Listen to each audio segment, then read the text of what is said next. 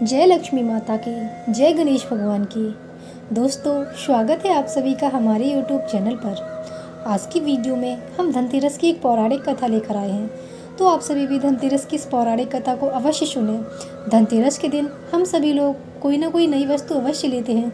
वो वस्तु सोने या चांदी की भी हो सकती है, और नहीं तो अपने सामर्थ्य के अनुसार, जिसका जैसा सामर्थ्य होता है, हम अपने सामर्थ्य के अनुसार धनतेरस के दिन कोई ना कोई नई वस्तु अवश्य लेते हैं। इसी प्रकार से हमारे वेद पुराणों में धनतेरस की एक कहानी भी बताई गई है। आप सभी लोगों ने शायद सुनी होगी। यदि नहीं सुनी है तो चलिए चलते हैं वीडियो में और इस धनतेरस की पौराणिक कहानी को सुनते हैं।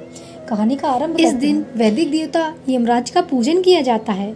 इस दिन यम के लिए आटे का दीपक बनाकर घर के मुख्य द्वार पर रखा जाता है। रात को औरतें दीपक में तेल डालकर 4 बत्तियां जलाती हैं। जल, रौली, चावल, गुड़ तथा फूल आदि से नैवेद्य सहित दीपक जलाकर यम का पूजन करती हैं।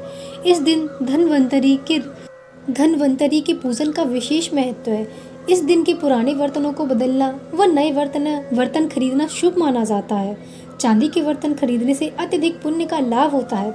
इस दिन हल जुती मिट्टी को दूध में भिगोकर उसमें सेमर की शाखा लगातार 3 बार अपने शरीर पर फेरना तथा कुमकुम लगाना चाहिए। कार्तिक स्नान करके प्रदोष काल में घाट, गौशाला, बावरी, कुआं, मंदिर आदि में 3 दिन तक दीपक जलाना चाहिए। तुला राशि के सूर्य में चतुर्दशी तथा अमावस्या की संध्या को जलती लकड़ी की मशाल से पितरों का मार्ग प्रशस्त करना चाहिए। कथा का आरंभ करते हैं। एक बार यमराज ने अपने दूतों से प्रश्न किया, क्या प्राणियों के प्राण हरते समय तुम्हें किसी पर दया भी आती है? यमदूत संकोच में पड़कर बोले, नहीं महाराज, हम तो आपकी आज्ञा का पालन करते हैं, हमें दया भाव से क्या प्रयोजन? यमराज ने फिर प्रश्न को दोहराया, संकोच मत करो, यदि कहीं तुम्हारा मन पसीजा है तो निडर होकर कहो। तब यमदूतों ने कहा, सचमुच एक घटना ऐसी है जब हमारा हृदय कांप गया।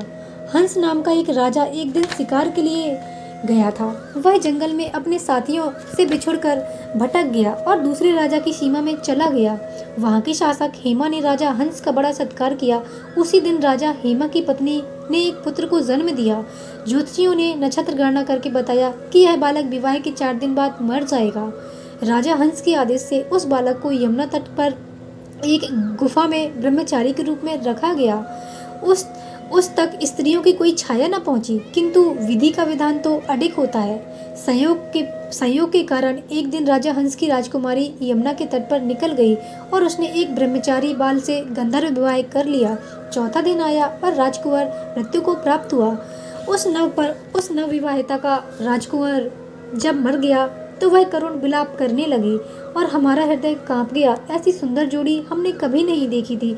वे कामदेव तथा रति से कम नहीं थे। इस युवक को कालग्रस्त करते समय हमारे अश्रु भी थम न पाए।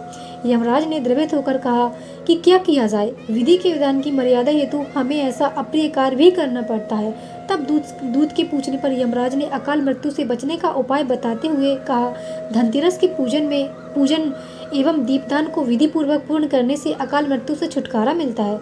जहाँ जहाँ जिस घर में यह पूजन होता है वहाँ वहाँ अकाल मृत्यु का भय पास नहीं भटकता। इसी घटना से धनतेरस के दिन धनवंतरी पूजन सहित दीपदान की प्रथा का प्रचलन हुआ है। दोस्तों, हम आशा करते हैं कि आप सभी को ये कहानी बहुत ही पसंद आई होगी। ये कहानी हम सभी लोगों के लिए एक सीख है कि यदि किसी के यहाँ ऐसा होता है या किसी को ऐसा भय रहता है, कभी कभी ऐसा होता है कि हमें हमेशा ये भय बना रहता है कि हमारे घर में कभी कोई अकाल मृत्यु ना हो जाए, तो इस कहानी से आप लोगों ने बहुत कुछ सीखा होगा।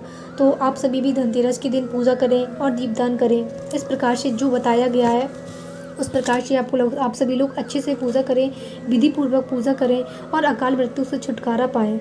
और इस पूजन को अच्छे से करें। भगवान गणेश, माता लक्ष्मी और भगवान जो भी देवी देवता की हम पूजा करते हैं, जो भी आपके कुल देवी देवता हैं, उन सबको याद करते हुए, सभी के नाम का अलग अलग दीपक जलाते हुए, हमारे घर में जो भी कुल देवी देवता होते हैं और हमारे जो पूर्वज होते हैं, हम सभी जो भी बड़े त्यौहार होते हैं या छोटे त्यौहार होते हैं, हम सभी उन लोगों के नाम का एक दीपक प्रज्वलित करते हैं। यदि आपके यहाँ ऐसा नहीं होता है तो आप सभी लोग भी ऐसा करें।